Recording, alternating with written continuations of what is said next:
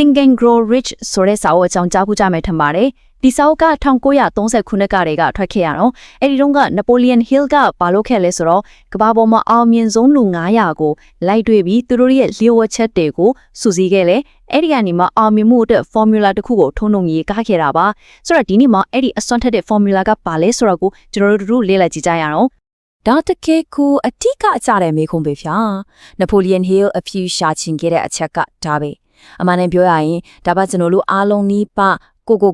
တစ်ချိန်မဟုတ်တစ်ချိန်ပြန်မေးမိနေကြတဲ့မေးခွန်းတစ်ခုမဟုတ်လားဆိုတော့ Hill ရဲ့အဖြေကပါလေ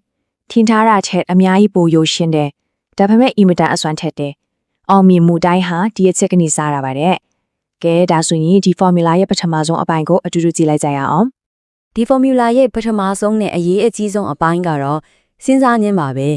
ဟုတ်ပါလားစဉ်းစားတာပါလူအများစုကအောင်မြင်မှုဆိုတာအလုပ်ကျွန်းစားလုပ်တာနဲ့တိုက်ရိုက်ဆိုင်တယ်လို့ထင်ကြတယ်လေဒါပေမဲ့ Napoleon Hill ကတော့ပြောတယ်အရာအလုံးဟာမှန်ကန်တဲ့စဉ်းစားသွေးခေါ်ပုံကလေးစတင်တာပါတယ်ဒီအချက်ကိုပိုပြီးနားလဲသွားအောင် Edwin C. Barnes ဆိုတဲ့လူတယောက်ရဲ့ဇလန်းလေးတဲ့ဥမာပေးကြည့်အောင်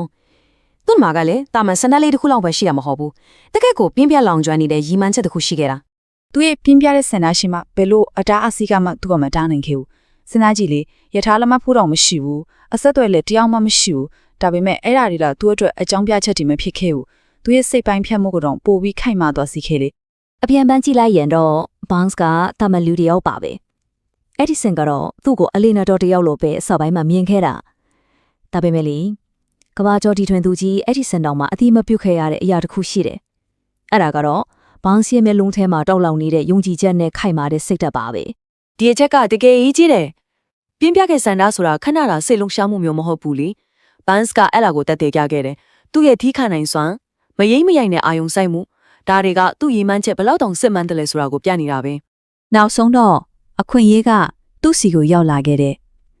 သူ့ရဲ့အမြဲတမ်းအသင့်ပင်ထားတဲ့စိတ်နဲ့ဘယ်တော့မှမပြောင်းလဲတဲ့ဆန္ဒကြောင့်ပေါ့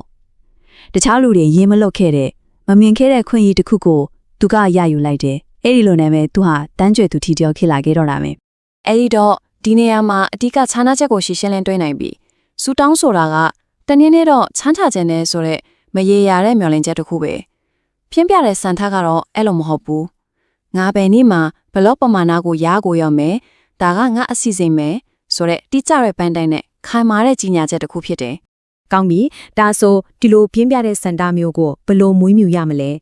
Hill ကလက်တွေ့ကျတဲ့အဆင့်6ဆင့်ပါတဲ့နီလန်တစ်ခုကိုပေးထားတယ်ဒါကကိုယ့်ရဲ့စိတ်ကူးကောင်းတွေကိုလက်တွေ့အကောင့်အထည်ဖော်ဖို့လမ်းပြမိပုံတစ်ခုလိုပါပ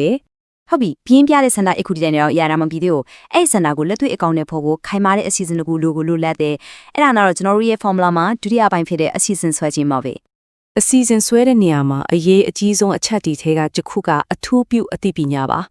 ဒါပေမဲ့လူများစုကဒီနေရာမှာနားလည်မှုလွဲတကြတယ်ပညာတတ်ပုံနဲ့အောင်မြင်မှုကိုရောထွေးပြီးထင်တတ်ကြတယ်ကဲ Henry Ford ရဲ့ဇလန်းကိုကြည့်ကြအောင် Ford ရဲ့အဖြေကတကယ်ကိုအစွမ်းထက်တဲ့သင်ခန်းစာတစ်ခုပဲအောင်မြင်မှုဆိုတာအရာရာတိုင်းကိုကိုယ်လိုက်သိနေဖို့မဟုတ်ဘူးကိုပန်းတိုင်ကိုရောက်ဖို့လိုအပ်တဲ့အသိပညာကိုဘယ်လိုစုစည်းမလဲဘယ်လိုအသုံးချမလဲဆိုတာကိုသိရှင်းတာဖြစ်တယ်အသိပညာကိုလက်တွေ့အလုပ်ဖြစ်ဖို့ဆိုရင်အစီအစဉ်ဖြစ်ပြောင်းလဲဖြစ်ဖို့လိုအပ်တယ်ဒေါက်တာကွန်ဇာလက်စ်ရဲ့ဇလန်းကိုကြည့်ပါသူ college တစ်ခုအတွက်ဒေါ်လာ1 တန်းလိုအပ်နေခဲ့တာနှစ်ကြာတဲ့အထိဘာမှဖြစ်မလာခဲ့ဘူးဒါပေမဲ့သူကတိကျတဲ့အစီအစဉ်တစ်ခုဟောပြောပွဲတစ်ခုလုပ်မယ်ဆိုတဲ့အစီအစဉ်တစ်ခုကိုချလိုက်တဲ့အချိန်မှာပဲနောက်တစ်နေ့မှငွေတွေရလာခဲ့တယ်ဆိုတော့အစီအစဉ်ဆိုတာကအတွေးနဲ့လက်တွေ့ကိုစပေးတဲ့တရားတစ်ခုလိုပါပဲကဲအခုဆိုရင်ပြင်းပြတဲ့စန္ဒာလည်းရှိပြီကောင်းမွန်တဲ့အစီအစဉ်လည်းရှိပြီဒါပေမဲ့ဒါနဲ့လည်းမပြီးသေးဘူးဘာလို့လဲဆိုတော့ဘေးအစီအစဉ်မဆိုအခက်ခဲအတားအဆီးတွေနဲ့ကြုံရမှာပဲအဲ့ဒီလိုအချိန်မျိုးမှာလိုအပ်လာတာကတော့ formula ရဲ့တတိယနဲ့နောက်ဆုံးအပိုင်းဇွဲလို့ခေါ်တဲ့မပြုတ်ကွဲနိုင်တဲ့ engine set တစ်ခုပါပဲတယောက်တည်းဇွဲရှိဖို့ကြုံစားရတာကတော်တော်လေးခက်ခဲနိုင်ပါတယ်အဲ့ဒါကြောင့်ပဲ Napoleon Hill က mastermind principle ဆိုတာကိုမိတ်ဆက်ပေးခဲ့တာပါဒါကကိုယ့်ရည်မှန်းချက်တူတဲ့လူတွေနဲ့ပူးပေါင်းလိုက်တဲ့အခါကိုယ့်ရဲ့ဇွဲလုံလောက်ကိုအစာပေါင်းများစွာတိုးမြင့်ပေးနိုင်တဲ့စွမ်းအားတစ်ခုလိုပါပဲဇွဲရဲ့အရေးပါပုံကိုတကယ်ချာချာတယောက်ဖော်ပြနိုင်တဲ့ဇလန်းတစ်ပုဒ်ရှိသေးတယ်အာယုတာဘီဆိုတဲ့လူတစ်ယောက်အကြောင်းပါသူကရွှေတူးသမားတစ်ယောက်ပေါ့သူရွှေကြောကြီးထောက်ကိုရှာတွေ့ခဲ့တယ်ဒါပေမဲ့ရုတ်တရက်အဲ့ဒီရွှေကြောကပြုတ်သွားရောဆက်တူတယ် ဒါပေမဲ့ဘာမှမတွေ့တော့ဘူးနောက်ဆုံးမှာတော့သူစိတ်သက်ကြပြီးအရှုံးပေးလိုက်တယ်သူရဲ့ပစ္စည်းကိရိယာတွေကိုဒေါ်လာနည်းနည်းနဲ့ရောင်းချပြီးအိမ်ပြန်သွားခဲ့တယ်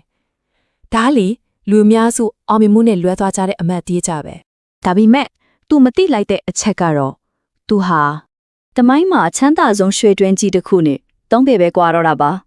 သူပစ္စည်းတွေကိုဝယ်သွားတဲ့အမိုက်ကောက်သမားကပူပြီးညံ့ကောင်းတယ်သူကကျွမ်းကျင်သူတယောက်ကိုငှားပြီးနည်းနည်းလေးပဲဆက်တိုးလိုက်တာနဲ့တန်းကျွေသူထေးဖြစ်သွားရောစဉ်းစားကြည့်ပါ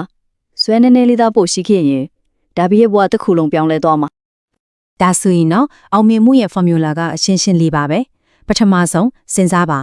ပြင်ပြလုံကျွမ်းတဲ့စန္ဒာတစ်ခုကနေစတင်ပါဒုတိယအစီအစဉ်ဆွဲပါအထူးပြုအသိပညာကိုသုံးပြီးကိုယ့်ရဲ့ပုံစံချမ်းကိုဖော်ဆောင်ပါနောက်ဆုံးတတိယအချက်ကတော့ဇွဲရှိပါမရိုက်မလဲတဲ့ဇွဲလုံးလက်နဲ့ကိုယ့်ရဲ့ခရီးကိုစစ်လောက်ပါဒီတင်ဆက်မှုကိုအဆုံးမတတ်ခင်မှာစဉ်းစားစရာမေးခွန်းတစ်ခုလေးခြံထားခဲ့ခြင်းပါတယ်အဲ့ဒါကတော့ကိုယ့်ဘဝရဲ့ရွှေတွင်းနဲ့သုံးပေအကွာကိုရောက်နေတဲ့ဆိုရင်တောင်လုံးဝလက်မလျှော့ပေးနိုင်တော့တဲ့ကိုယ်ပိုင်တိကျတဲ့ရေမှန်းချက်ကတော့ဘာဖြစ်မလဲ